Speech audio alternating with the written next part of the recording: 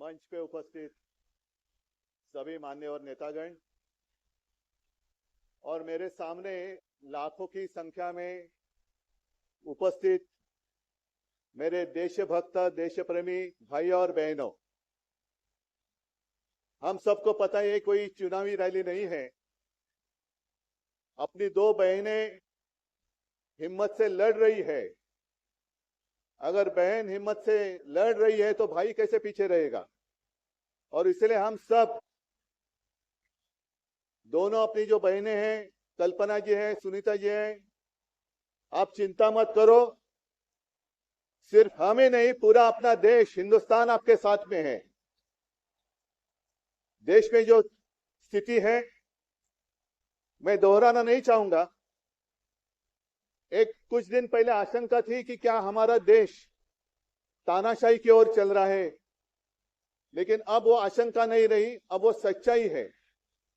अगर बीजेपी सरकार को ऐसे लग रहा होगा कि अरविंद जी को अरेस्ट किया, हेमंत जी को अरेस्ट किया तो लोग डर जाएंगे, लेकिन उनको आज तक पता नहीं, उन्होंने अपने देशवासियों को कभी पहचाना नहीं। मेरे भारत का हर कोई डरने वाला नहीं, लड़ने वाला है। और अगर हिम्मत है तो बाकी आपकी सारी एजेंसीज हैं, ईडी, सीबीआई, इनकम टैक्स, जैसे हम इंडिया गठबंधन बनाकर सबके सामने आए हैं। अगर आप में हिम्मत है तो बीजेपी को मैं कहता हूं, चुनौती देता हूं कि बाकी सारी लोगों को छोड़ दो, आप सीधा आपके बैनर पर लगा दो कि बीजेपी के साथ जो 3 साथी पार्टी है वो ईडी, इनकम टैक्स और सीबीआई है। लेकिन अब समय आया है, कितने दिन तक हम उनकी आलोचना करते रहेंगे। अब तो उनका सपना ऐसा है कि 400 पार। मैं पूरे देश को आह्वान करना चाहता हूं कि एक व्यक्ति और एक पार्टी की सरकार देश के लिए खतरनाक हो गई है। और अब वो समय आया है कि एक पार्टी और एक व्यक्ति की सरकार नहीं चलेगी।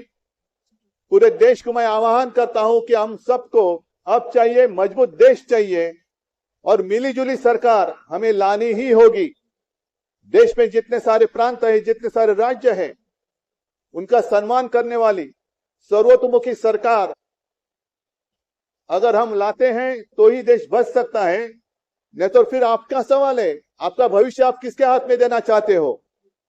हम सारे आए हैं चुनाव के प्रचार के लिए नहीं आए हैं, हम प्रजातंत्र की रक्षा के लिए आए हैं। और कैसी सरकार है।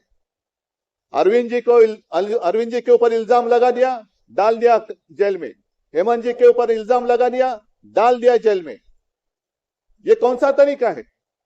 इनके पास जितने सारे लोग हैं, मैं आपके सामने आने से पहले कुछ पत्रकारों के साथ वार्तालाप कर रहा था और उन्होंने कहा कि उद्धव जी अब उन्होंने इनको साथ में ले लिया, उनको साथ में ले लिया।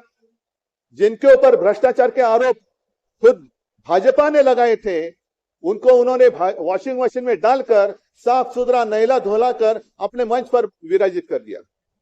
तो आप क्या विश्वास रख सकते हैं। जितने देश में भ्रष्ट लोग हैं, उन सारे लोगों को इकट्ठा लेकर बीजेपी देश को विकास के राह पर लेके जा सकता है। भ्रष्ट लोग देश का विकास कर सकते हैं।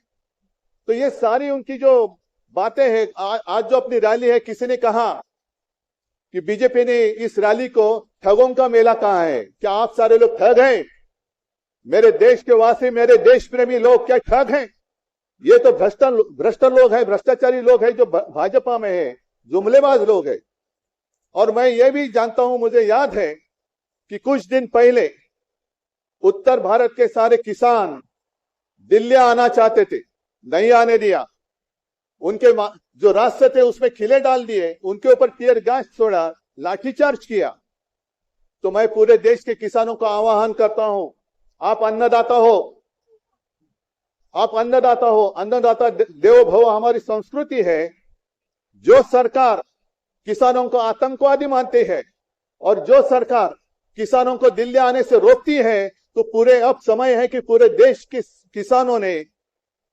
किसानों को आतंकवादी समझने वाली भाजपा सरकार को दिल्ली आने से रोकना होगा। जैसे आपकी राह, उन्होंने आपके रास्ते दिल्ली आने से रोकी थी, वैसे अब किसानों ने बीजेपी को दिल्ली आने से रोकना ही होगा।